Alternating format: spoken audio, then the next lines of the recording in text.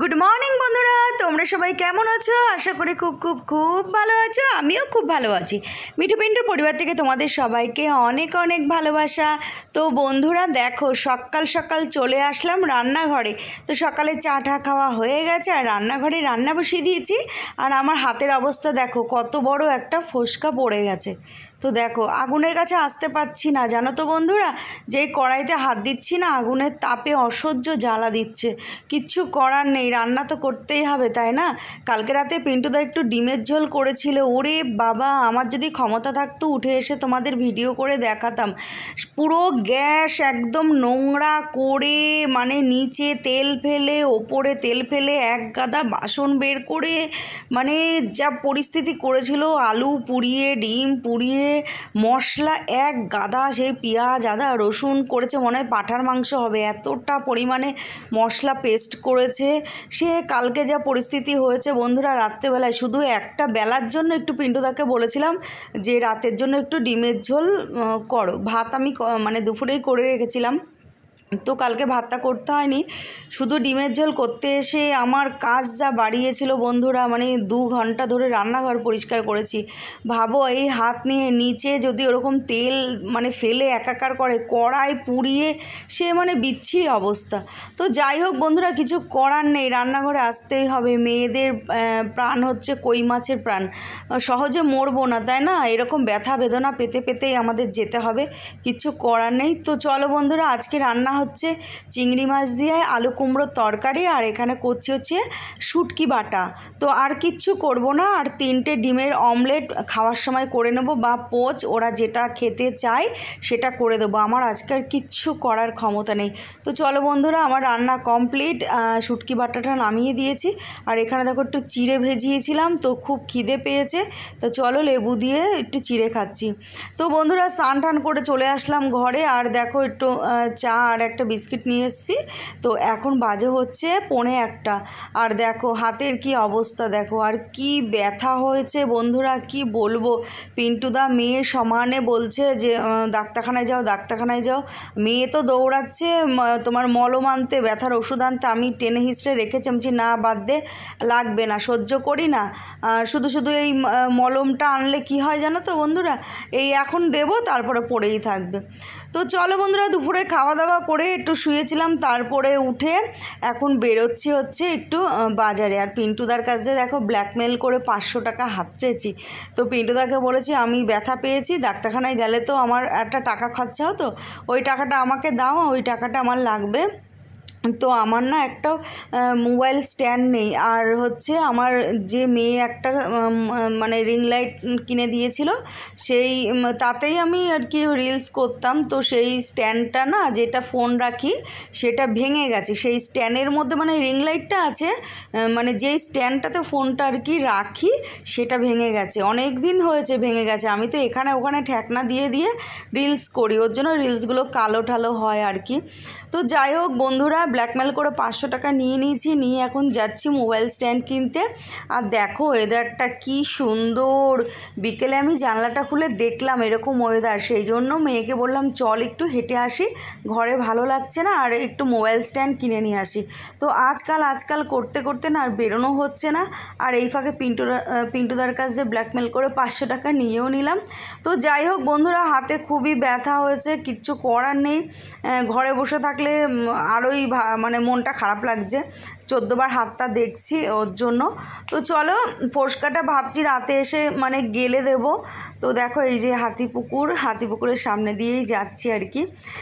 তো চলো, এখান থেকেই কিনবো, ছোট ছোট দোকানেই না এগুলো ভালো পাওয়া যায়। তো এই যে দেখো চলে এসেছি এই দোকানে। তো মেয়েকে বললাম তুই দেখে নে। আজকে মানে এবার কিনছি হচ্ছে স্ট্যান্ড, মানে রিং লাইটওয়ালা স্ট্যান্ড কিনছি না, এটা প্লেন এমনি স্ট্যান্ড কিনছি, যাতে ফোনটা আড়েভাবেও রাখা যায়, লম্বাভাবেও রাখা যায়। তো এই আর কি। আর মেয়েকে বললাম তুই আঙ্কেলের কাছে ভালো করে দেখে টেকে বুঝে টুঝে নে, তুই আমাকে বাড়িতে গিয়ে বুঝিয়ে দিবি। তো এই আর কি। তো মেয়ে আমাকে শিখিয়ে দিলে আমি পারবো। তো দেখো নিচ্ছি, স্ট্যান্ডটার দাম চেয়েছিল হচ্ছে 550 টাকা, তো সেটাকে দরদাম করে 500 টাকা দিয়েছি। তো চলো স্ট্যান্ড কেনা হয়ে গেছে, তো কিনে ঠিনে এবার চলে আসলাম আমের দোকানে। তো দেখো এই যে আম ঘরে ছিল, শেষ হয়ে গেছে। পিন্টুদা এর আগে আম এনেছিল, তো তোমাদের দেখানো হয়নি, তো শেষ হয়ে গেছে। এবার আমাদের না এই সময় একটু আম লাগে, প্রতিদিনই একটু ভাতের পাতে একটু করে আম আমরা খাই, তো সেই জন্য এই হিমসাগর আম নিয়ে নিলাম 1 কিলো। তো কি দাম বলছে বন্ধুরা, 100 টাকা বললো, দরদাম করে 90 টাকা করে নিলাম। 1 কিলো কতটা যেন হয়েছে, 110 টাকা দিয়েছি, 123 টাকা হয়েছে, সেখানে আবার দরদাম করে 110 টাকা দিয়েছি। তো চলো বন্ধুরা, আম কিনে চলে গিয়েছিলাম একটু বাজারে। তো বাজারে গিয়ে একটা কিনলাম, মানে কাঁঠাল কিনলাম। তো কাঁঠালের দোকানের ভিডিওটা আর করা হয়নি, কেননা হাতে ব্যাগ ট্যাগ ছিল তো, আর সব কিছু মনে থাকে না। আর একটু কিনলাম শাক পাতা সবজি, চলো তোমাদের বাড়ি গিয়ে দেখাচ্ছি। তারপরে কিনলাম হচ্ছে একটু ডিমের চপ। আর এই যে দেখো কাঁঠালটা পিন্টুদাকে বললাম কালকে ঠাকুর পুজো দেবো, ঠাকুর ঘরে কাঁঠালটা রাখো। তো এই যে কাঁঠালটা নিয়েছে হচ্ছে 100 টাকা চেয়েছে, সেখানে 50 টাকা দিয়েছে। আর এই দেখো 4টে আম 110 টাকা। তো ভাবো কি দাম। আগের দিন পিন্টুদা এনেছিল, বললো 70 টাকা কিলো নিয়েছে হিমসাগর, ওটা খুব ভালো ছিল, খুব মিষ্টি ছিল, তবে সাইজটা একটু ছোট ছিল। তো চলো এখানে এনেছি পাট পাতা, আর এনেছি হচ্ছে এই যে স্ট্যান্ডটা, মোবাইল স্ট্যান্ড, আর মেয়ের জন্য একটা লস্যি কিনেছি, আর 1 টোপলা কচুর শাক নিয়েছি, 20 টাকা চেয়েছে, সেখানে 15 টাকা দিয়েছি। আর হচ্ছে এই যে ডিমের চপ নিয়েছি। তো চলো বন্ধুরা, আর একটা থানকুনি পাতার আটি নিয়েছি, যেহেতু 5 টাকা খুচরো ছিল না তাই। তো চলো বন্ধুরা, আমরা ডিমের চপ দিয়ে চাটা খেয়ে নিয়েছি। আর দেখো মেয়ের অবস্থা দেখো, ঘুমিয়ে পড়েছে। তো দেখো হানিবেটাকে কোলে নিয়ে হানিবেটাও ঘুমিয়ে পড়েছে, দেখো হানিবেটা ঘুমাচ্ছে, দেখো মাথা ঝুলিয়ে দেখো, আর মেয়েও ওদিকে চোখ বন্ধ করে ঘুমিয়ে পড়েছে। আমি বলছি কী রে তোদের কী অবস্থা। আর পিন্টুদা ওখানে বসে পড়েছে নিচে বাসন মাজতে, ঠাকুরের বাসন মাজতে। তো ঠাকুরের বাসন মাজা হয়ে গেছে, তারপর লেগে পড়লো পাখা পরিষ্কার করতে।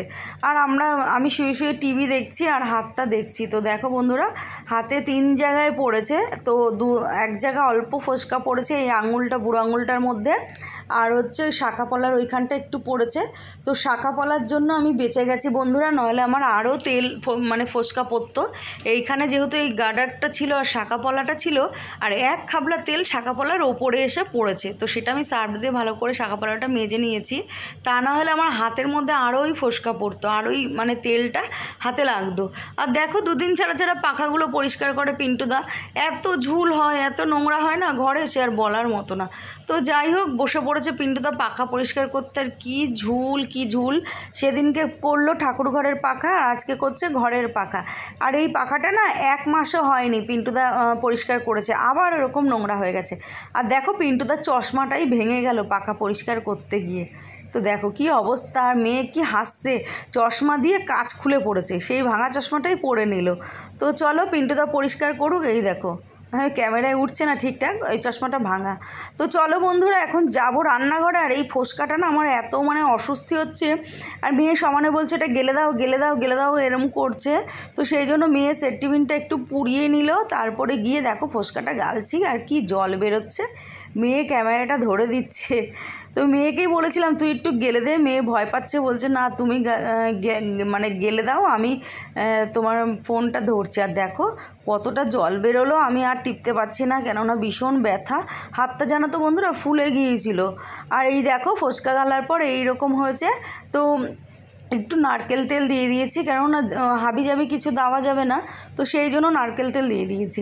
তো চলো বন্ধুরা, মেয়ে ছেলের প্রাণ বলে না, কই মাছের প্রাণ যতই ছটপট করুক মরবে না, সে হচ্ছে আমার অবস্থা।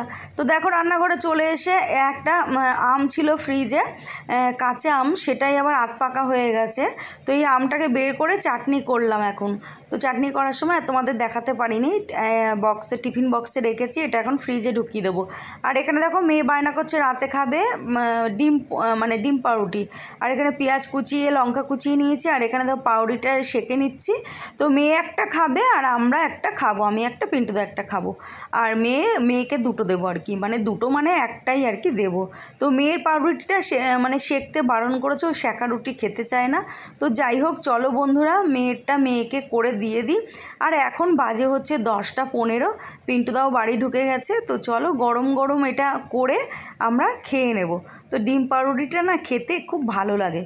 তো দীঘা গেলে সত্যি ডিম পাউরুটি খেলে দীঘার কথা মনে পড়ে। আগে এককালীন আমরা খুব দীঘা যেতাম বাড়ির সবাই মিলে, খুব আনন্দ হতো। কিন্তু এখন ছেলেমেয়েরা বড় হয়ে গেছে, সবার এখন স্কুল কলেজ, সেই জন্য আর কি হয় না যাওয়া। দীঘা মন্দারমণি আমরা খুবই ঘুরতাম, আর গিয়ে মাছটা একদম খাবোই খাবো ডিম পাউরুটি। তো খুব মিস করি, হ্যাঁ ডিম পাউরুটি খেলেই দীঘার সি বিচের কথা মনে পড়ে যায়। তো যাই হোক বন্ধুরা, চলো ডিম পাউরুটিটা একটা হয়ে গেছে, এটা মেয়েকে দিয়ে দেবো, একটু গোলমরিচের গুঁড়ো দিয়ে দিলাম, আর এই যে নামিয়ে দিয়েছি। তো এটা মেয়েকে দিয়ে দেবো, মেয়ে আর রাতে কিছু খাবে না, এটা খেয়েই শুয়ে পড়বে। আর এইটা আমাদের জন্য করছি, তো আমি এক পিস, পিন্টু এক পিস খাবো। তো চলো বন্ধুরা একটুখানি গোলমরিচের গুঁড়ো দিয়ে দিই, আর এই যে গোলমরিচের গুঁড়ো দিচ্ছি দেখো। তো চলো, হাতটা প্রচণ্ডই ব্যথা, দেখি কালকে কি পরিস্থিতি হয়, যদি সেরকম বুঝি তো ওষুধের দোকানে গিয়ে একটা মলম নিয়ে আসবো। তো চলো বন্ধুরা, হয়ে গেছে আমার ডিম পাউরুটি, আমরা খেয়ে নিই ভাতের সাথে। তো চলো টাটা, গুড নাইট, আজকের মতো ভিডিওটা এখানেই শেষ করলাম।